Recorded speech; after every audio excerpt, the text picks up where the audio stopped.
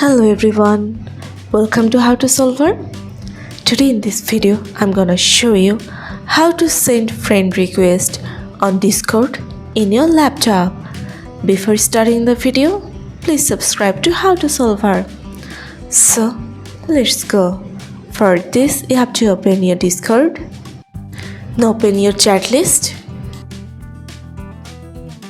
Here you'll find the option of friends. You have to press on it.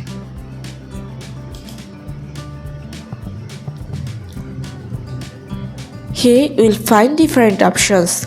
You also will find here add friend. You have to press on it. And in this box, you have to type here your friend's username. After pressing your friend's username, you will find here send friend request. Press on it. So this is how you can send friend request on Discord in your laptop. So guys, that's it. You can do this. I think this video is very helpful to you. If it was, then give a thumbs up and hit the subscribe button. And thanks for watching.